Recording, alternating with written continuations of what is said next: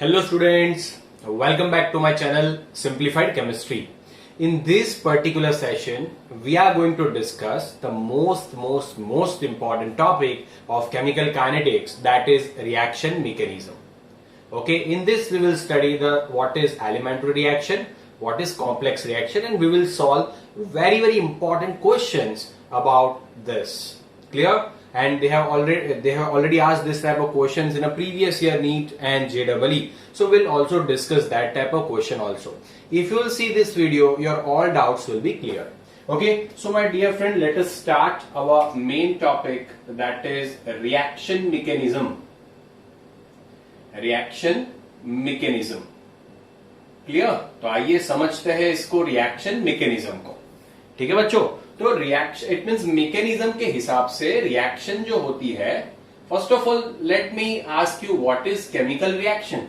तो chemical reaction क्या होता है? जो रिएक्शन के अंदर रिएक्टेंट प्रोडक्ट में कन्वर्ट होता है, it is consider as a chemical reaction. तो ये जो केमिकल रिएक्शन होती है वो दो टाइप की होती है on the base of mechanism.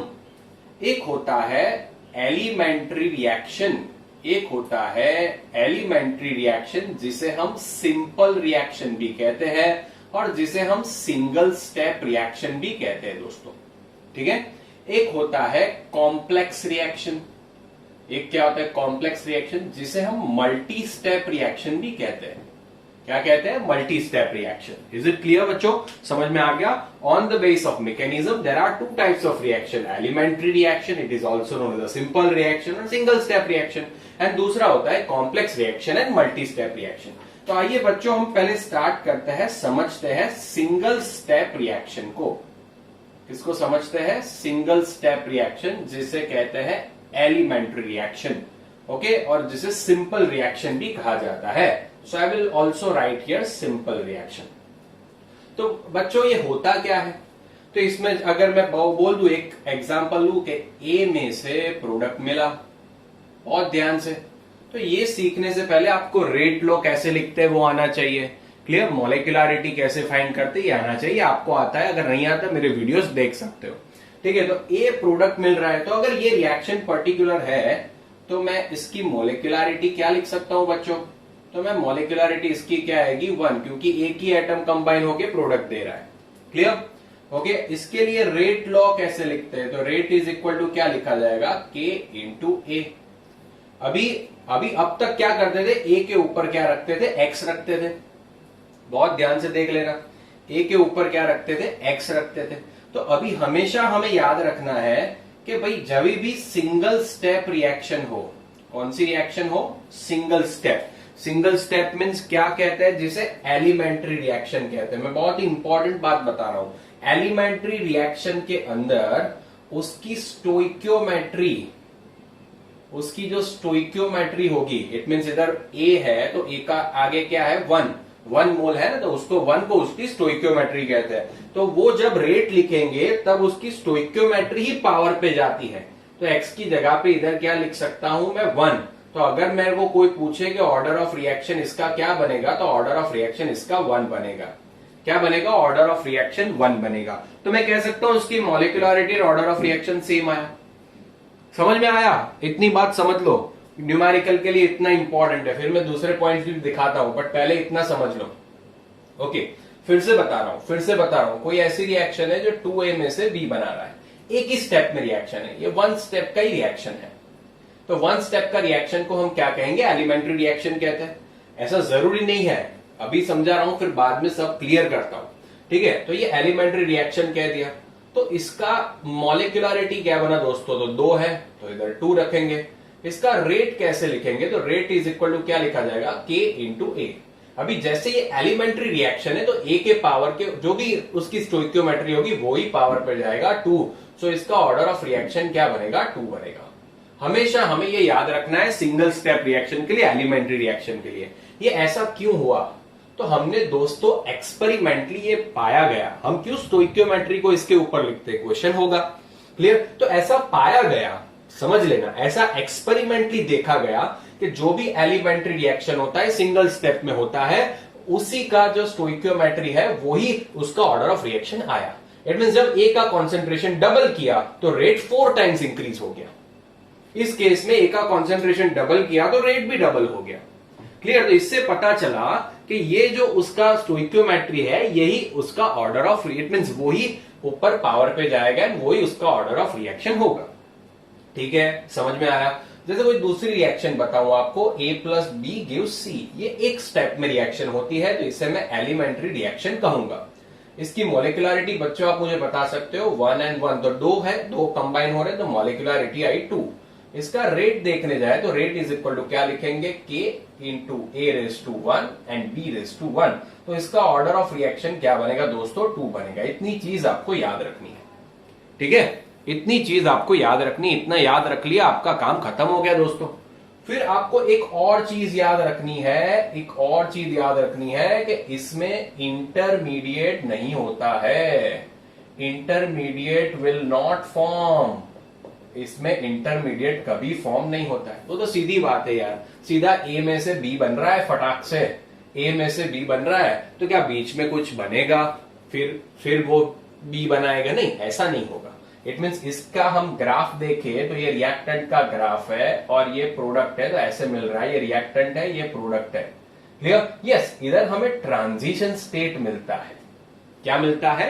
Transition state मिलता है, बट इंटरमीडिएट नहीं मिलता है। ओके, तो ये रिएक्टेंट में से एक ही स्टेप में प्रोडक्ट बनता है। अभी बच्चों बात करें कि भाई ये एक ही स्टेप में रिएक्शन होता है, तो इसीलिए फास्ट या स्लो का कोई मैटर इधर नहीं होता है। ना तो ये फास्ट होता है ना तो ये स्लो होता है। अभी इसी के ऊपर से ही हमें रेट कंसीडर करना पड़ेगा, तो इसीलिए हम उसकी स्टोइकियोमेट्री को पावर पे लिख लेंगे एंड उसके हिसाब से ऑर्डर ऑफ रिएक्शन फाइंड करेंगे। इतना क्लियर हो गया बच्चों? इतना क्लियर हो गया सबको? तो ये होता है simple reaction, elementary reaction. Screenshot ले लीजिए, एक दूसरा एग्जांपल लेता हूं, फिर कॉम्प्लेक्स रिएक्शन पे जाते हैं। ठीक है, फटाफट से स्क्रीनशॉट ले लीजिए इसका। ओके, चलो बच्चों, ले लिया? ओके, तो आइए अभी देखते हैं उसका दूसरा एग्जांपल, फिर हम जाएंगे कॉम्प्लेक्स रिएक्शन पे। तो अभी जैसे मैंने एक रिएक्शन बनाया, A plus C plus B gives D। तो ये 3 मेरे रिएक्टेंट है, ये प्रोडक्ट है। जनरली आपको पता है मॉलिक्यूलरिटी 3 ही होती है, 3 से ज्यादा, और 3 भी रेयर केस में होती है। ठीक है, अभी उन्होंने बता दिया है कि ये एलिमेंट्री रिएक्शन है। उन्होंने क्या बता दिया? एलिमेंट्री रिएक्शन है। तो इसका ऑर्डर ऑफ रिएक्शन क्या बनेगा बच्चों? आपको ऐसा पूछा है। ठीक है, मॉलिक्यूलरिटी रेयर होती है 3, बट इधर 3 है तो मॉलिक्यूलरिटी तो 3 ही आएगी। अभी इसका ऑर्डर ऑफ रिएक्शन कैसे लिखोगे? तो आप क्या करोगे, rate is equal to K into A raise to 1, C raise to 1 and B raise to 1। तो इसका ऑर्डर ऑफ रिएक्शन क्या बनेगा? 3 बनेगा। समझ में आ गया? आपको कोई ऐसा रिएक्शन दिया है, A plus 2B gives C। आपको कह दिया है कि ये एलिमेंट्री रिएक्शन है, इट मीन 1 स्टेप में होता है, इट मीन सिंगल स्टेप में होता है, सिंपल रिएक्शन है। तो इसका ऑर्डर ऑफ रिएक्शन आप कैसे लिखोगे? तो आप क्या करोगे, rate is equal to K into A, इसका स्टोइकियोमेट्री 1, तो पावर पे 1, B रेज टू 2, तो order of reaction will be 3। समझ में आ गया बच्चों? क्लियर? सब कुछ क्लियर? ये बहुत ही इंपॉर्टेंट है न्यूमेरिकल के लिए, तो बहुत ध्यान रखना है इसे। ठीक है, तो ये आ गया, प्लीज इसका भी स्क्रीनशॉट ले लो यार फटाफट। Okay, done? ओके, चलिए, तो अभी हम देखते हैं कॉम्प्लेक्स रिएक्शन। अभी हम क्या देखेंगे? Complex reaction. वो भी इतना इजी है एंड उसके न्यूमेरिकल भी सॉल्व करेंगे, पूरा टेक्निक बता दूंगा यार, टेंशन मत लो। ओके, तो अभी हम देखते हैं, next one is our complex reaction. Complex reaction उसे कहते हैं मल्टी स्टेप रिएक्शन। ओके, कैसे पता चलेगा कि ये मल्टी स्टेप रिएक्शन है? तो हमें मॉलिक्यूलरिटी को ध्यान में लेना पड़ेगा। जैसे मैं अगर आपको ऐसे बता रहा हूं कि A प्लस, जैसे चलो एक ही एग्जांपल ले लू आपके लिए कि N2 plus 3H2 gives 2NH3। तो इसकी मॉलिक्यूलरिटी देखिए तो इसकी 1 और ये 3, तो 4। बच्चों कभी 4 मॉलिक्यूलरिटी पॉसिबल है? नहीं है, 4 मॉलिक्यूलरिटी पॉसिबल नहीं है। इट मींस मॉलिक्यूलरिटी जब 3 और 3 से ज्यादा होती है तो हमें पता चल जाता है कि ये सिंगल स्टेप रिएक्शन नहीं होगा, ये मल्टी स्टेप रिएक्शन होगा। ये कैसा स्टेप रिएक्शन होगा? मल्टी स्टेप रिएक्शन होगा एंड इसे हम कॉम्प्लेक्स रिएक्शन कहते हैं। जैसे एक एग्जांपल बताऊं आपको, जैसे ए में से बनता है ई, तो कैसे बनेगा भाई? ऐसे बनता है, ए में से बी बनता है, फिर बी में से सी बनता है, सी में से डी बनता है एंड डी में से ई बनता है। तो ये आपको दिख रहा है एक, बट ये एक्चुअली मल्टी स्टेप, इतने कितने स्टेप में होती है? 4 स्टेप में होती है। The reaction which takes place in more than one step, it is considered as what? It is considered as a complex reaction or multi-step reaction. तो बच्चों जब भी मल्टी स्टेप रिएक्शन होगा, जब भी मल्टी स्टेप रिएक्शन होगा, उसमें intermediate बनते हैं। क्लियर? उसमें क्या बनता है? इंटरमीडिएट। तो इंटरमीडिएट क्या होता है? तो इंटरमीडिएट यार जो रिएक्शन में बनता भी है एंड रिएक्शन में खत्म भी हो जाता है, उसे इंटरमीडिएट कहते हैं।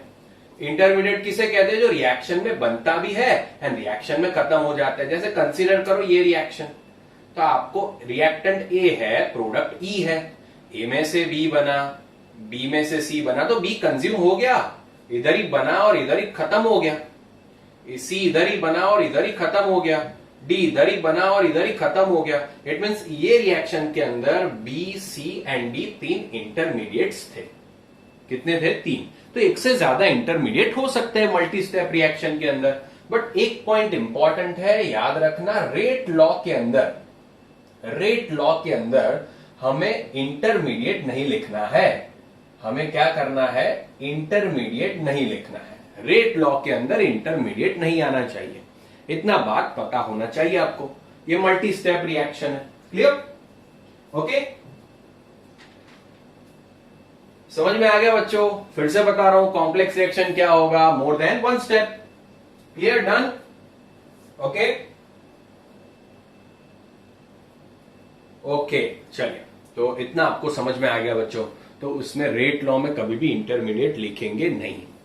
एंड इसमें हमेशा याद रखना, ये मल्टी स्टेप रिएक्शन है, ये मल्टी स्टेप रिएक्शन है, तो उसका जो स्लो स्टेप होगा वो ही रेट डिटरमाइनिंग स्टेप होगा, वो ही रेट डिटरमाइनिंग स्टेप होगा। कौन? जो स्लो स्टेप होगा वो ही रेट डिसाइड करेगा, स्लो स्टेप होगा वो ही रेट डिसाइड करेगा। इसका मैं आपको एक देता हूं एग्जांपल।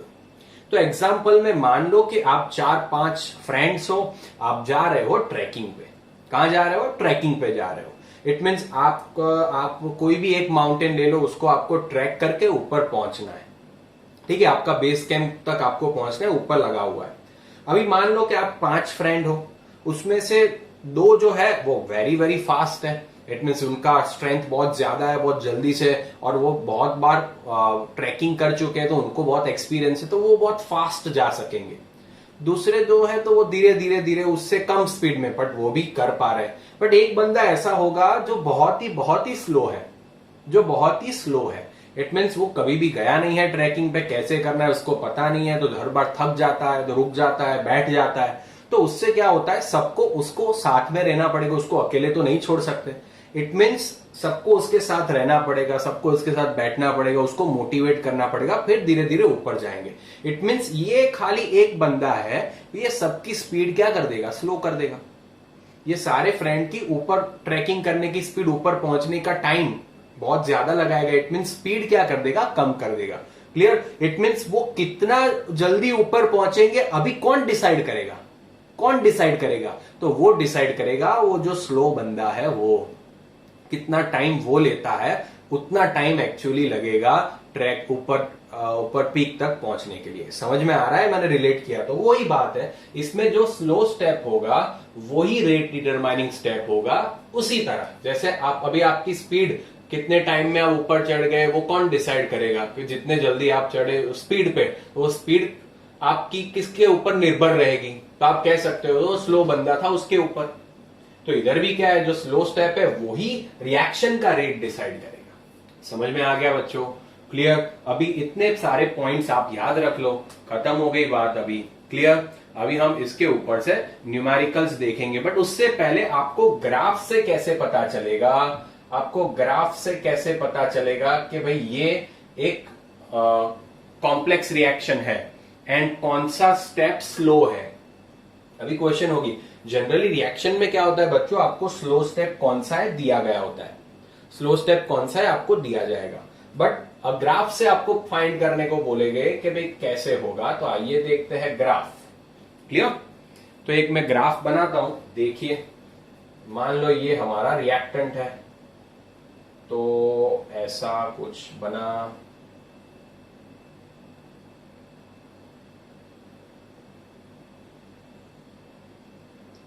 ओके यहां पे हमारा प्रोडक्ट है।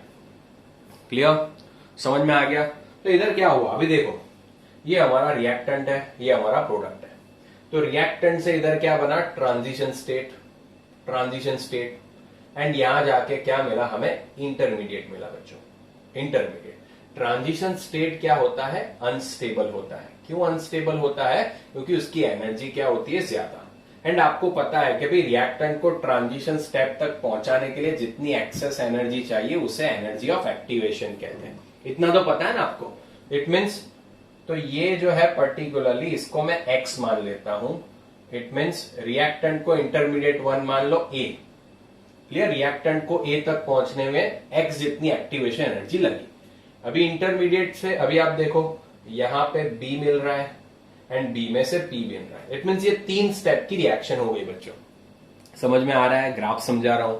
3 स्टेप की रिएक्शन हो गई। पहला स्टेप हो गया रिएक्टेंट में से ए, दूसरा स्टेप हो गया ए में से बी, एंड फिर हो गया बी में से पी। तो ये स्टेप 1 हो गया, ये स्टेप 2 हो गया, ये स्टेप 3 हो गया। क्लियर? समझिएगा इसे ध्यान से। ओके, तो अभी ये जो है ए में से बी बन रहा है, तो ए को कितनी एक्स्ट्रा एनर्जी देनी पड़ेगी, इतनी एक्स्ट्रा एनर्जी देनी पड़ेगी। इसे हम मान लो वाई ले लेते हैं। Okay, understood? एंड बी को पी में पहुंचने के लिए इतनी एक्स्ट्रा एनर्जी लगेगी, इसे हम मान लो जेड ले लेते हैं।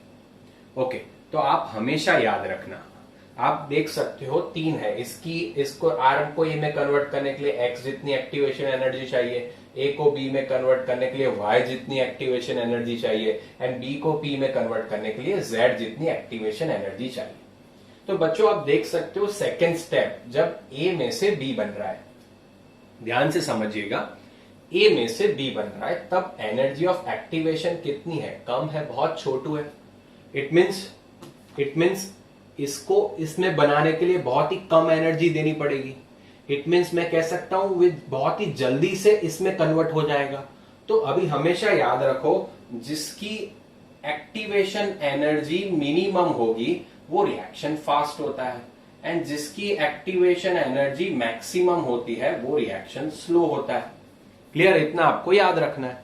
तो अभी इसमें सबसे ज्यादा एक्टिवेशन एनर्जी किसकी मिली, तो भाई आर में से ए बनता है तब जितनी एक्टिवेशन एनर्जी मिली ये, तो ये हमारा स्लोएस्ट स्टेप होगा, एंड ये हमारा आरडीएस होगा, आरडीएस, तो rate determining step. It means x जो है वो सबसे ज्यादा है, इट मीन्स मैक्सिमम जब होगी ये, तब हमारा रेट क्या होगा, स्लो। इट मीन्स हम ऐसे ग्राफ के ऊपर से पता कर सकते हैं कौन सा रिएक्शन फास्ट है, कौन सा रिएक्शन स्लो है। तो इससे हमें पता चल गया कि कौन सा रिएक्शन स्लो है, तो हमें यह पता चल गया स्लो है, तो यही हमारा रेट डिसाइड करेगा।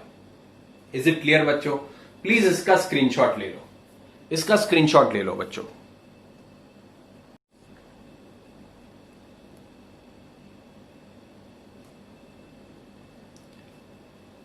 Okay student, so after the graph I am giving you another reaction that देख लो A में से बना E, तो कैसे बनता है, ये हमारा कॉम्प्लेक्स रिएक्शन है बच्चों। अभी बहुत ध्यान से सीख लेना इसे, ये हमारा कॉम्प्लेक्स रिएक्शन है। तो कॉम्प्लेक्स रिएक्शन कितने स्टेप में होता है, तो भाई A में से पहले B बनता है, B में से C बनता है, C में से D बनता है, एंड फिर D में से E बनता है। तो अभी इसका रेट कैसे लिखेंगे, अभी इधर आपको दिया गया होगा कि भाई ये फास्ट रिएक्शन है। क्लियर? बहुत ध्यान से देख लेना।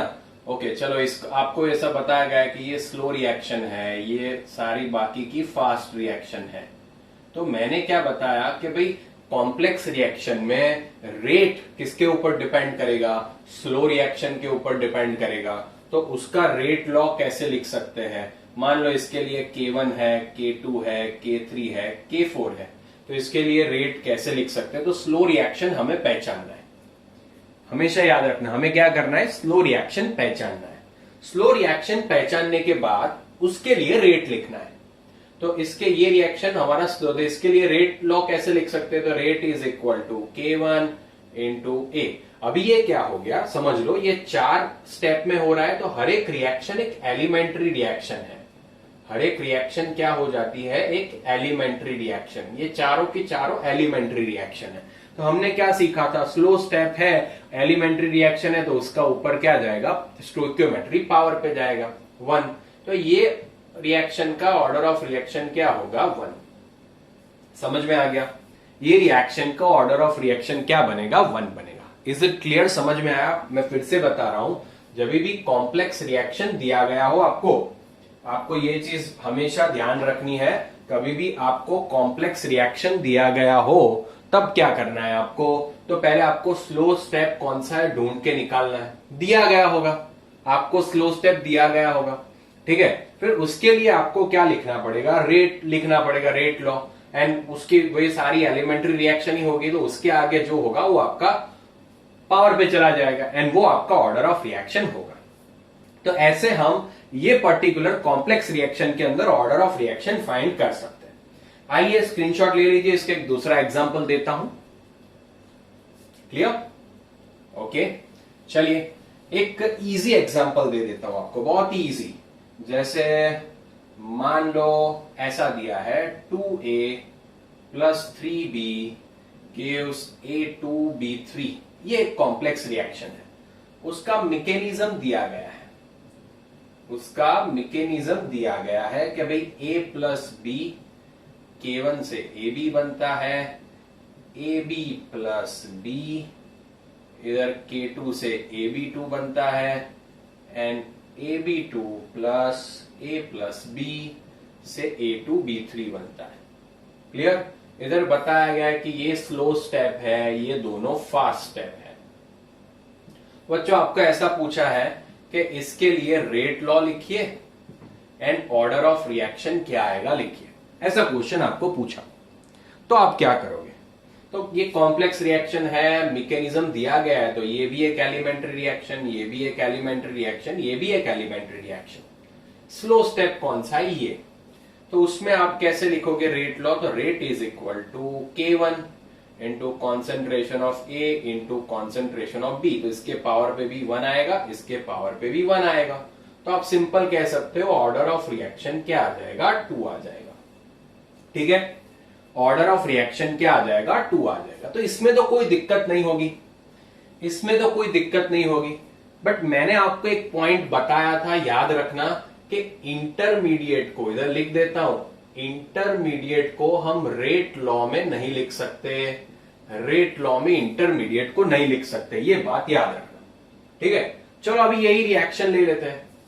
यही रिएक्शन फिर से लिखता हूं, 2a plus 3b gives what? A2b3। ये है उसका मैकेनिज्म, ऐसे दिया गया है, देख लेना ध्यान से। a plus B gives ab, okay, K1। ab plus b gives A2b, sorry AB2। अभी AB2 plus a plus b gives A2b3। अभी इसमें उन्होंने चेंज कर दिया, तो ये वाला जो था वो फास्ट ले दिया और ये स्लो दे दिया स्टेप। तो अभी बच्चों क्या करेंगे? सेम चीजें फाइंड करनी है, rate law and order of reaction find करना है, खाली इतना चेंज कर दिया, बाकी सेम है। इतना चेंज कर दिया तो हम क्या करेंगे? तो आप सिंपल कह सकते हो बच्चों, सिंपल कह सकते हो स्लो स्टेप का रेट लिखो। तो रेट इज इक्वल टू क्या लिखोगे? K into concentration of AB raise to 1 and concentration of B। अभी आप देख सकते हो कि ये तो रिएक्टेंट है, रिएक्टेंट AB है और A2B3 है। तो इसमें से कुछ भी आता है, रिएक्टेंट या प्रोडक्ट आता है तो चलता है, बट ये तो इंटरमीडिएट आ गया रेट लॉ के अंदर। ओके, ये हमारा रिएक्शन है, तो AB या A2B3 आना चाहिए, बट ये तो AB तो क्या आ गया? देखो AB इधर बनता है, इधर खत्म हो जाता है, तो AB तो हमारा इंटरमीडिएट है यार। तो इंटरमीडिएट को तो हमें नहीं लिखना है। क्लियर? ओके, तो इंटरमीडिएट को हमें नहीं लिखना है। तो अभी भी जब भी क्वेश्चन पूछा जाएगा, ध्यान से सीख लेना, क्वेश्चन पूछा जाएगा तब आपको इधर रिवर्सिबल साइन दिया जाएगा। आपको क्या दिया जाएगा? Reversible sign. इधर K1 K2 लिखा होगा, इधर K3 लिखा होगा, K4 लिखा होगा। चलो इतना बात समझ लो, इतना समझ में आ गया। अभी ये समझो कि जब भी आपको, ठीक है बच्चों, चलो ये जाने दो, मैं आपको एक नया ही क्वेश्चन कराता हूं, इसको खाली समझ में आ गया। जब भी इंटरमीडिएट आता है तो क्या करते हैं मैं दिखाता हूं। पहले इसका स्क्रीनशॉट ले लो, इसका स्क्रीनशॉट ले लो बच्चों फटाफट, ठीक है? ओके, चलिए अभी आपको समझाता हूं क्या करते हैं। तो कभी भी इंटरमीडिएट आ जाए तो क्या करेंगे, तो उसके लिए क्वेश्चन करते हैं, क्वेश्चन के साथ साथ समझाता हूं आपको, ठीक है? क्लियर? एक क्वेश्चन करते हैं, क्वेश्चन के साथ साथ मैं आपको समझाता हूं। तो पहला क्वेश्चन ऐसा है that A2 plus B2 gives 2AB। ये भी पूछा गया है क्वेश्चन, ओके? उसका मैकेनिज्म दिया गया है हमें, A2 K1 K2 A plus A, अभी A plus B2 gives AB plus B and A plus B gives AB। ये एक फास्ट स्टेप है, ये एक स्लो स्टेप है, ये एक फास्ट स्टेप है। हमें क्या फाइंड करना है? हमें फाइंड करना है rate, law and order of reaction. ये दोनों चीजें हमें फाइंड करनी है दोस्तों, ठीक है? बहुत ध्यान से सीख लेना। तो इधर भी हमें क्या करेंगे, ये कॉम्प्लेक्स रिएक्शन है, मैकेनिज्म दिया गया है, तो स्लो स्टेप हमारा निकाल लेंगे।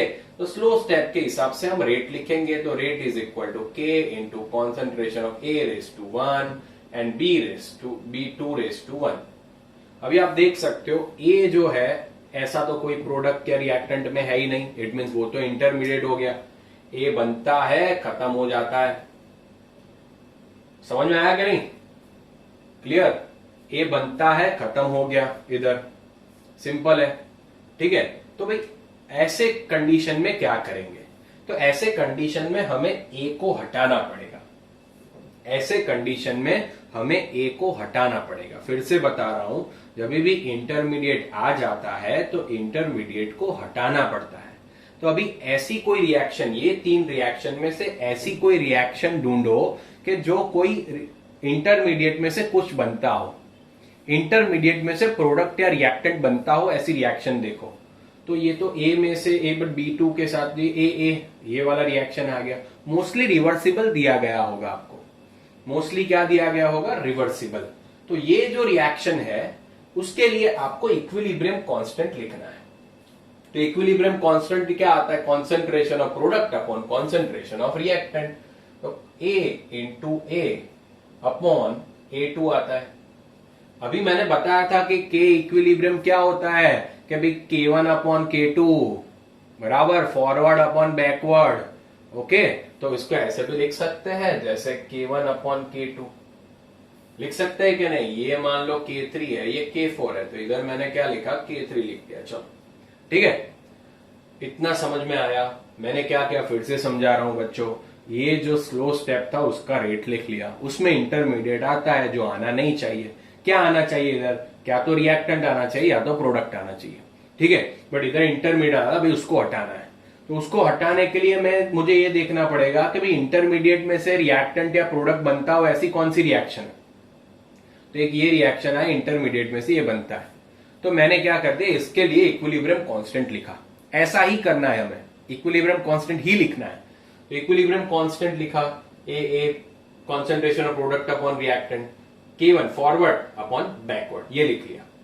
तो क्या मैं इसे ऐसे लिख सकता हूं that K1 upon K2 is equal to A raise to 2 upon A2। अगर A रेस टू 2 को सब्जेक्ट बनाया जाए तो K1 upon K2 into A2 होगा, ठीक है? अभी A को सब्जेक्ट बनाया जाए तो क्या होगा? Root K1 upon K2 into A2 raise to 1/2 ऐसे लिख सकता हूं। रूट की जगह पे मैंने क्या लिख दिया? 1/2। तो अभी ये मेरा इक्वेशन नंबर 1 था, ये मेरा A का वैल्यू आ गया 2, ठीक है? तो A का वैल्यू ऐसा लाना है कि जो रिएक्टेंट या प्रोडक्ट हो। तो A2 रिएक्टेंट में है, यस है, तो हम सही लाए हैं। अभी ये A का वैल्यू इधर रख रहा हूं, तो क्या होगा? तो rate is equal to K3 तो था ही, K3 की जगह पे ये, तो K3 अभी K1 upon K2 whole raise to 1/2 लिख सकता हूं। इधर क्या लिखा, A2 raise to 1/2 and B2 raise to 1 तो है ही, तो B2 रेस टू 1 तो आएगा ही। ठीक है, अभी आप देखो तो ये पूरा K इफेक्टिव मैं कह देता हूं, इसे मैं क्या कह देता हूं, K इफेक्टिव रेट कांस्टेंट। अगर आपको रेट कांस्टेंट पूछा गया है, रेट कांस्टेंट पूछा गया है, K इफेक्टिव बोलते हैं उसे, तो आप क्या लिखोगे, K3 into K1 upon K2 race to 1/2, ये आपका K इफेक्टिव आएगा। अभी इंटू क्या लिखा आपने, A2 raise to 1/2, B2 raise to 1, it means order of reaction आपका क्या बनेगा दोस्तों, 1.5 that is 3/2। Clear, 1.5 that is क्या, 3/2। तो समझ में आया, समझ में आया कि नहीं आया आपको? Clear, is it clear to you? Done? कोई डाउट है इसके अंदर? Is it clear? समझ में आ गया? स्क्रीनशॉट ले लो, स्क्रीनशॉट लो, दूसरा क्वेश्चन कराता हूं इसलिए आइडिया आ जाएगा। स्क्रीनशॉट ले लो, ओके ठीक है। चलो अभी मैं यही रख रहा हूं, अभी मैं ये ही वैल्यू रख रहा हूं। कुछ बार ये पूछ लेते, सब बच्चे कंफ्यूज हो जाते हैं। इधर रिवर्सिबल का साइन हटा दिया है एंड इधर हमें ये स्लो स्टेप दे दिया है। अगर मुझे सीधा ये स्लो स्टेप दे दिया, ये फास्ट दे दिया और ये फास्ट दे दिया, तो अभी दोस्तों मैं क्या करने वाला हूं, सीधा रेट लिखूंगा स्लो स्टेप के हिसाब से। तो rate is equal to K into A2 stoichiometry, A2 raise to 1। अभी A2 है तो A2 तो हमारे रिएक्टेंट में है ही, तो वो तो इंटरमीडिएट नहीं है, तो इसका ऑर्डर ऑफ रिएक्शन क्या आ जाएगा, 1 आ जाएगा। प्रॉब्लम तभी होगा जब इंटरमीडिएट आता है, इंटरमीडिएट आता है तब इक्विलिब्रियम कांस्टेंट को लाना पड़ेगा। ठीक है, चलो इसको हटा दो, एक तीसरा रिएक्शन देखते हैं। ठीक है, वो भी मजेदार है, चलिए देखते हैं। इसको हटा दू, समझ में आ गया? ओके चलिए अभी एक दूसरा रिएक्शन देखते हैं। तो आपको ऐसा दिया गया है 2O3 गिव्स 3O2। क्या दिया गया है, 2O3 गिव्स 3O2। उसका मैकेनिज्म दिया गया है दोस्तों। मैकेनिज्म क्या, O3 reversible O2 plus nascent oxygen, वो हमारा फास्ट रिएक्शन है। अभी नेसेंट ऑक्सीजन प्लस O3 हमें मिलता है O2, ये हमारा स्लो रिएक्शन है। क्लियर, हमें क्या क्या फाइंड करना है, हमें रेट लॉ फाइंड करना है, ऑर्डर ऑफ रिएक्शन फाइंड करना है। तो दोस्तों चलिए अभी आप कर सकते हो यार, ठीक है, आपको मैंने समझा दिया है। पहले क्या, स्लो स्टेप कहां है, ये रहा स्लो, तो आप क्या लिखोगे, rate is equal to K into nascent oxygen raise to 1 into O3 raise to 1। अभी ये ऑक्सीजन बनता है वहीं खत्म हो जाता है, तो ये अपना हो गया इंटरमीडिएट। तो ये को हमें हटाना पड़ेगा, ओ भाई साहब को हमें हटाना पड़ेगा। तो रिवर्सिबल रिएक्शन कौन सा दिया है देख लो, इसके साथ तो दूसरी रिएक्शन एक ही है। तो अभी मान लेते हैं इसको K3 ले लेते हैं, इसको K1 ले लेते हैं, इसको K2 ले लेते हैं, अपने हिसाब से कर सकते हो। तो आप K3 ले लिया आपने, इधर समझ में आया ना, K3 इसके लिए लिखा है इसलिए। अभी ये रिएक्शन के लिए इक्विलिब्रियम कांस्टेंट लिखा हो मुझे। Equilibrium constant is equal to क्या आएगा, K1 upon K2 is equal to concentration of O2 into concentration of O upon concentration of O3। होगा कि नहीं होगा, होगा कि नहीं होगा? अभी इसमें हमें O को हटाना है, तो O को सब्जेक्ट बनाओ। तो क्या मैं इसको ऐसे लिख सकता हूं, K1 upon K2 is equal to concentration of O2 and upon O3। अभी O को सब्जेक्ट बना रहा हूं, तो क्या होगा देखिएगा, K1 इंटू K2 इंटू क्या होगा, O3 अपॉन O2। ठीक है, तो ये हमारा इक्वेशन नंबर 1 बना, ये इक्वेशन नंबर 2 बना। 1 में 2 की वैल्यू डाल दो, तो रेट क्या बनने वाला है, तो rate is equal to K3 into K1 upon K2। इधर क्या बना, O3 अपॉन O2 एंड इधर तो O3 रेस टू 1 था ही। तो ये पूरा मैं क्या ले लेता हूं, रेट कांस्टेंट और K इफेक्टिव कह देता हूं, K इफेक्टिव इंटू अभी O3 रेस टू क्या बनेगा, 2 बनेगा, 1 इधर भी 1 है, इधर भी 1, 1 1 2 एंड क्या लिख सकता हूं, O2 रेस टू -1। ये हो गया मेरा रेट लॉ। ओके, ये हो गया मेरा rate law. And order of reaction क्या बनेगा? ऑर्डर ऑफ रिएक्शन 2 - 1, तो क्या बनेगा? 1 बनेगा। ठीक है, ऑर्डर ऑफ रिएक्शन क्या बनेगा दोस्तों? 1 बनेगा। समझ में आया कि तो इधर O2 क्यों चला? तो भाई क्या तो रिएक्टेंट और प्रोडक्ट में से कुछ होना चाहिए, एंड जो वो होता है वो चलता है भाई, सिंपल है। Is it clear? समझ में आ गया आप लोगों को? डन है। ओके, तो अभी आपके सारे डाउट्स जो थे रिएक्शन मैकेनिज्म के ऊपर से वो क्लियर हो गए।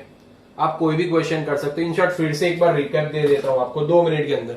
सिंगल स्टेप रिएक्शन में क्या करेंगे? जो स्लो स्टेप है वही इसकी स्टोइकियोमेट्री पावर पे जाएगी, तो इट मीन स्लो स्टेप है उसका ऑर्डर ऑफ रिएक्शन वही बनेगा।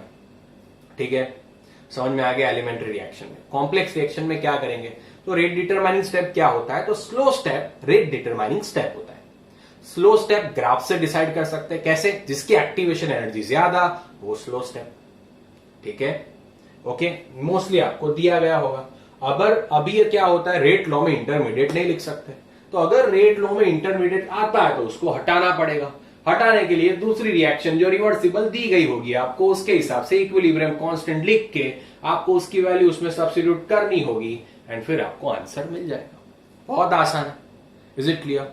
अगर आपको ये वीडियो अच्छा लगा है तो प्लीज डू कमेंट, बिकॉज बच्चों अगर आप कमेंट करते हो, क्लियर, सीरियसली वो हम सबको मोटिवेट करता है।